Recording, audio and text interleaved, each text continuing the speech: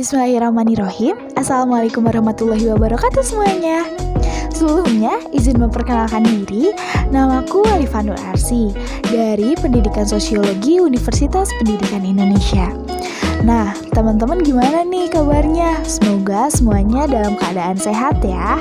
Jangan lupa nih, selama pandemi ini kita harus tetap menerapkan 3M-nya. Nah, teman-teman, gak usah lama-lama lagi deh. Pada kesempatan kali ini, saya akan membahas mengenai apa saja sih keterampilan abad ke-21 bagi calon guru, khususnya guru pendidikan sosiologi yang harus kita ketahui. Oke, kita lanjut ya. Teman-teman, di abad ke-21 ini, pembelajaran tidak hanya berpusat kepada kemampuan kognitif saja nih, tetapi juga mencakup sejumlah keterampilan personal dan sosial. Kalian tahu nggak keterampilan tersebut disebut dengan istilah apa? Ya, benar banget, 4C. 4C itu ada critical thinking, lalu ada creativity, ada collaboration, dan yang terakhir ada communication. Nah, kita lanjut yuk ke pembahasan yang pertama. Teman-teman, critical thinking di sini bermakna keterampilan berpikir kritis. Tujuan utama dari kemampuan ini adalah mengarahkan anak atau peserta didik untuk dapat menyelesaikan masalah. Pola pikir yang kritis juga perlu diterapkan agar anak dapat melatih diri untuk mencari kebenaran dari setiap informasi yang didapatkannya. Keterampilan ini juga sangat diperlukan untuk mengatasi dampak negatif dari adanya akses informasi yang tak terbatas di era abad 21 ini. Seperti yang kita ketahui kan, kita ada di dalam masa globalisasi dan kita dapat berseluncur di dunia maya tanpa harus susah-susah lagi nih. Tinggal kita buka handphone, udah jadi deh. Nah, teman-teman, yang kedua adalah creativity. Creativity ini adalah berpikir kreatif atau keterampilan dalam berpikir kreatif. Creativity ini tidak selalu dengan anak yang pintar menggambar atau melukis, merangkai kata, tapi juga dapat dimaknai sebagai kemampuan berpikir yang tidak sama dengan orang lain atau out of the box. Nah, anak-anak yang memiliki kreativitas tinggi pun mampu berpikir dan melihat suatu masalah dari berbagai sisi atau perspektif. Hasilnya, mereka akan berpikiran lebih terbuka dan juga dapat menyelesaikan masalah-masalah yang ada nih. Lalu, harus kita tekankan juga bahwa kita sebagai calon guru harus mendukung kepada anak yang memiliki pemikiran yang beda. Jangan mau termakan pada standarisasi sesuatu ataupun stigma yang ada di masyarakat. Contohnya saja, ada seorang anak perempuan yang bercita-cita menjadi pilot.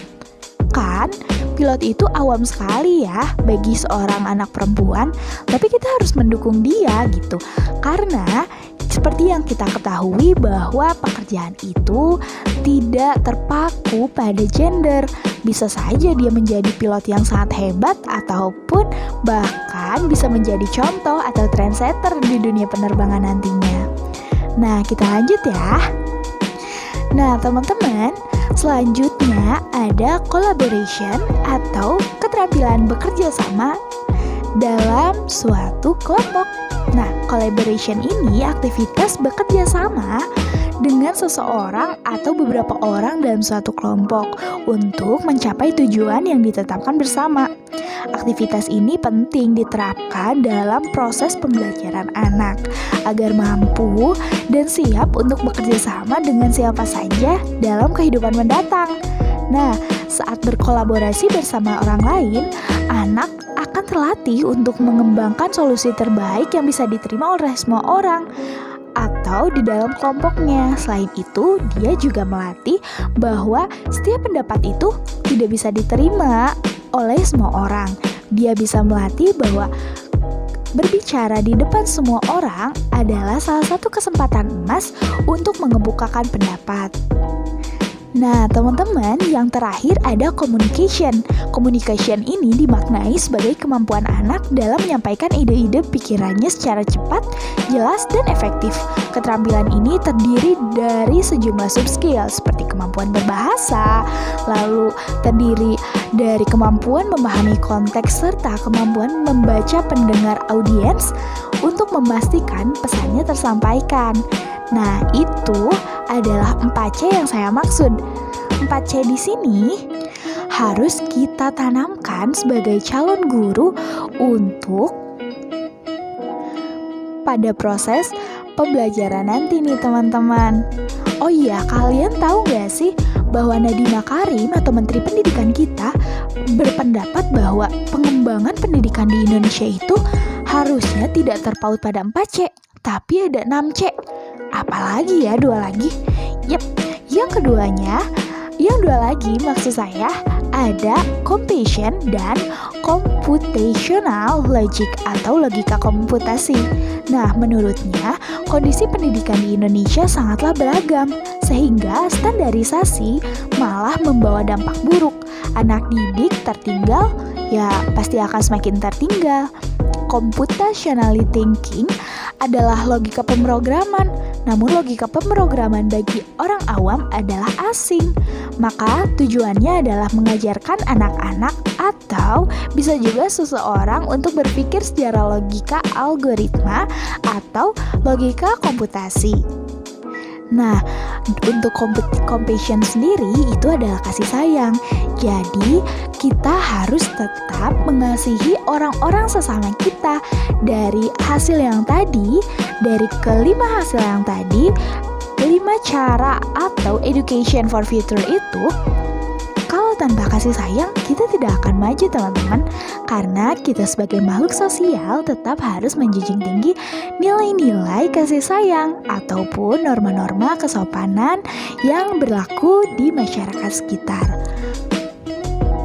Nah teman-teman, sebagai calon guru pun kita harus bisa menerapkan 6C atau 4C itu dalam kehidupan kita sehari-hari nih. Jangan sampai kita kalah dengan anak-anak yang nanti menjadi anak didik kita. Kalian tahu kan bahwa sekarang semuanya dapat diakses dengan mudah melalui gadget.